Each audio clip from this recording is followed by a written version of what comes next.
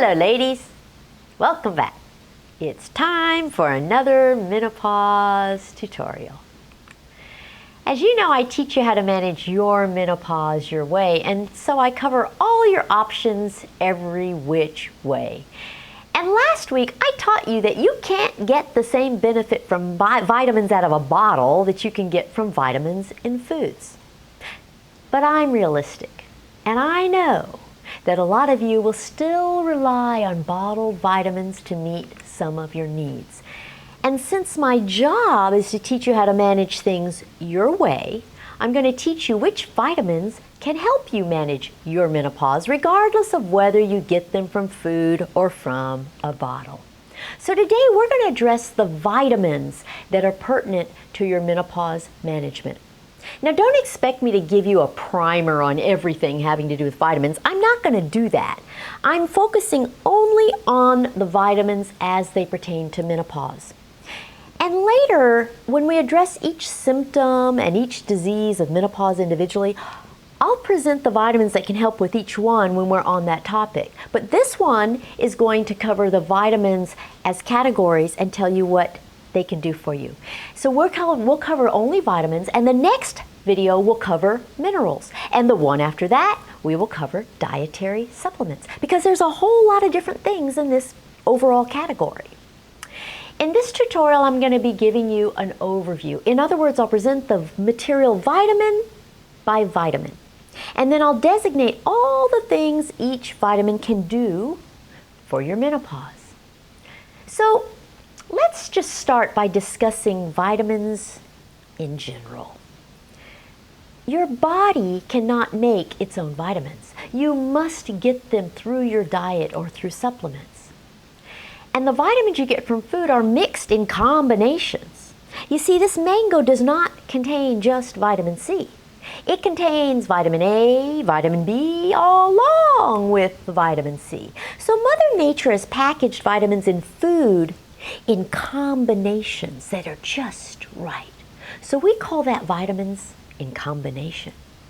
And that means that the vitamins in food are more efficient. In contrast, the vitamins you take from a bottle are isolated. So this bottle of this vitamin C right here has only vitamin C. And here it is in a powder. But it's just vitamin C. That's it. Nothing but vitamin C. So whenever you isolate out just one vitamin, you call it a vitamin in isolation.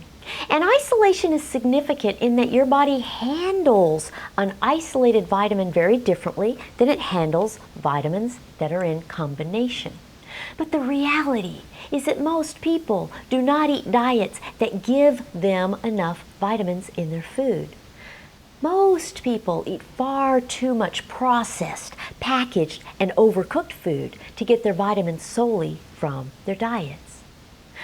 Not only that, even if you eat a completely plant-based diet, you still may not get enough vitamins. And that's because the nutrient content of soil affects the quality and quantity of the vitamins in your food. And because foods have unpredictable quantities of vitamins, a whole industry has grown out of the need to supplement our diets with vitamins from a bottle.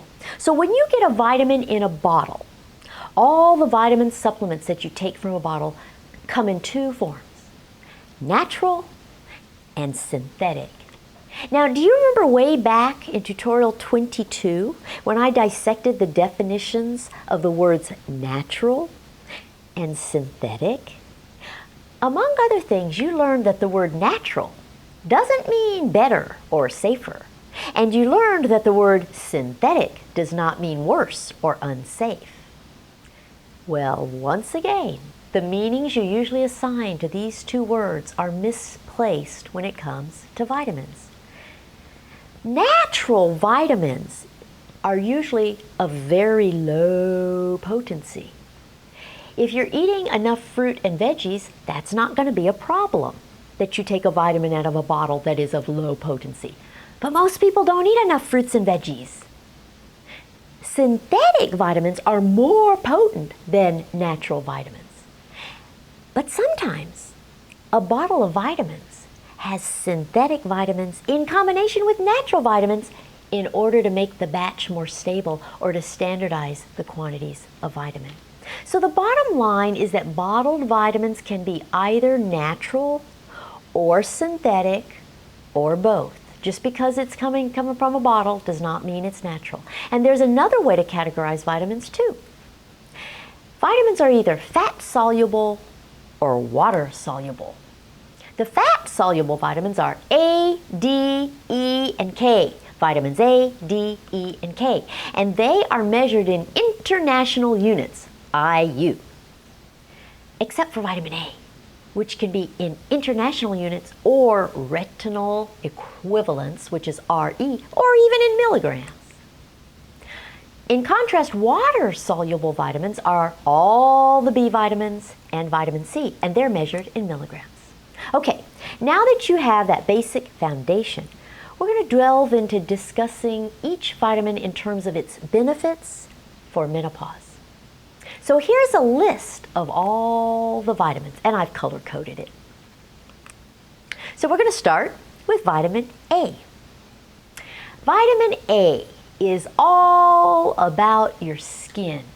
You can remember this by thinking of A as the first letter of the alphabet and your skin as the first layer of you.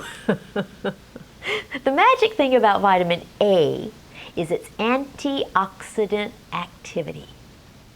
The word oxidation comes from the word oxygen. Exposure to oxygen causes things to rust. And oxidation is the same thing as rusting. So you see this rusty door hinge? It's old and rusty from exposure to the outdoors. Well, when your skin gets old, it rusts too. Your skin is exposed to the air, and the air has oxygen in it. And after years of exposure to oxygen in the air, your skin ages. And vitamin A helps prevent that aging process. It's an antioxidant. So what's one of the first things women notice when they lose their estrogen at menopause? Dry skin. And dry things become wrinkled, especially skin. And wrinkled things look old. So vitamin A is an antioxidant that helps prevent dry skin and wrinkling, and in the process, aging. What's another skin change at menopause? Acne! Just as acne is common at puberty when your hormone levels increase, it's common at menopause when your hormone levels decrease. And what's the most common medication for acne? Retin A. Here I have it in a pharmaceutical product, and here it is in an herbal product. And it's Retin A because Retin A has a high dosage of vitamin A that you put directly onto a blemish. So just associate vitamin A with your skin, and you can use it for either of the two most common skin problems during menopause: dry skin with wrinkling and acne. Okay, so now we go to vitamin B. As you saw on the list of vitamins, there are many different individual B vitamins, and I'm going to discuss each one of them for you with the benefits of each.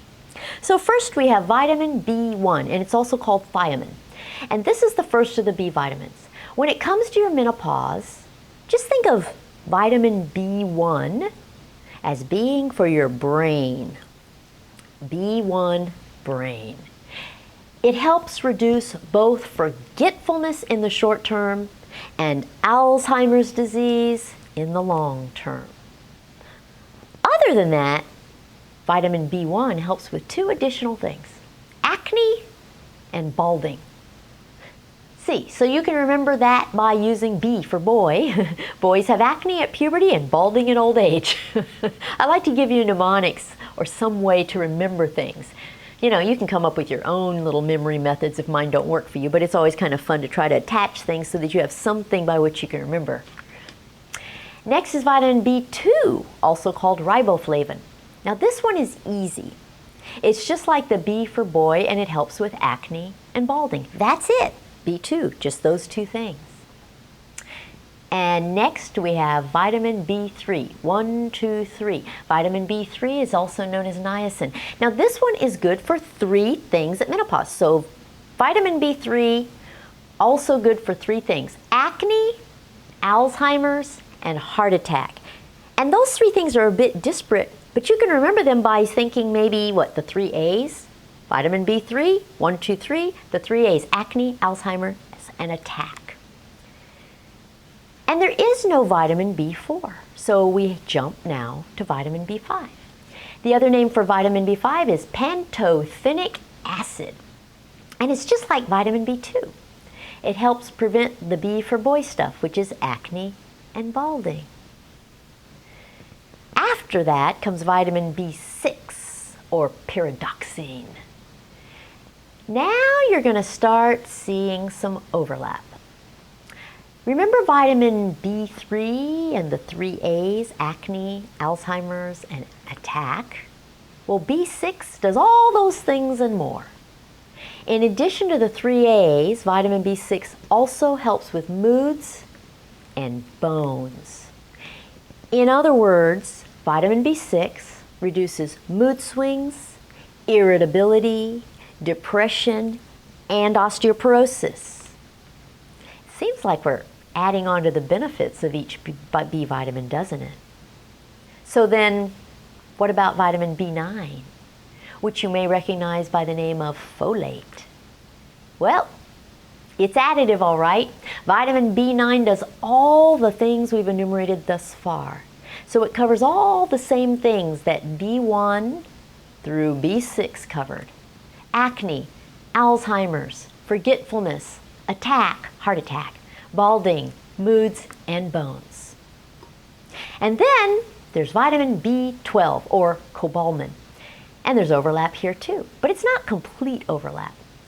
Vitamin B12 only helps with 2 of the A's. It helps with acne and attack, heart attack. But it also helps with moods, and it does something that the other B vitamins don't do. It helps with urinary incontinence. So B for bladder.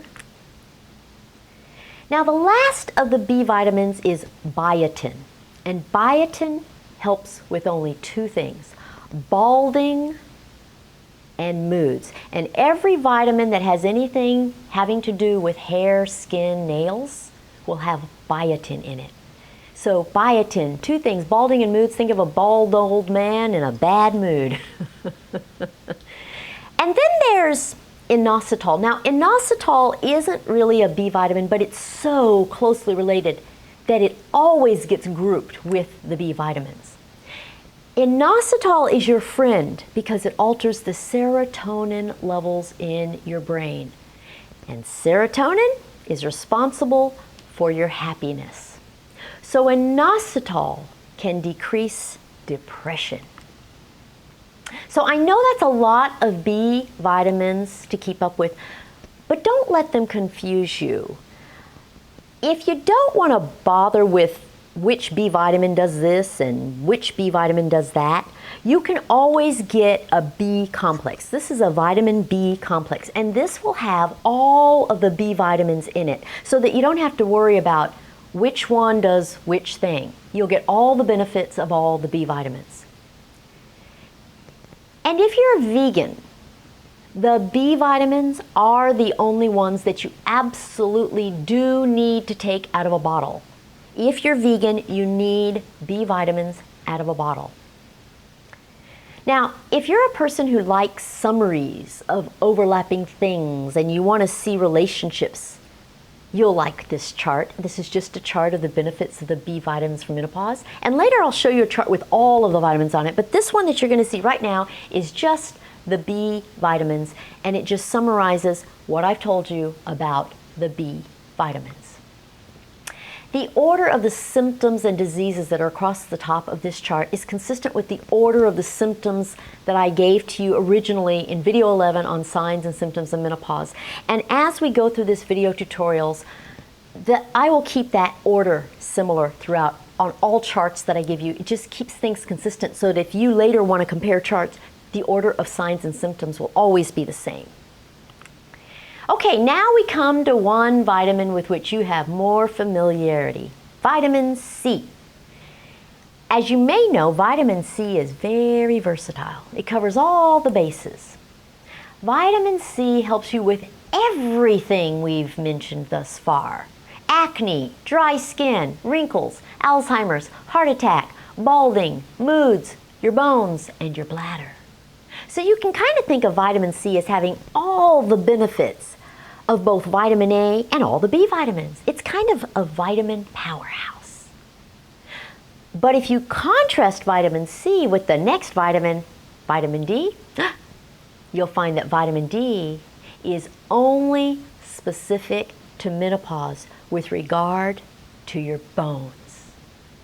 And what it does is it complements calcium in keeping your bones strong. Now remember, there's a big difference in bone strength versus bone density. Bone strength is all about the quality of your bones. And that's what vitamin D and calcium improve, the quality of your bones. Bone density is all about the quantity of bone. It's about bone quantity.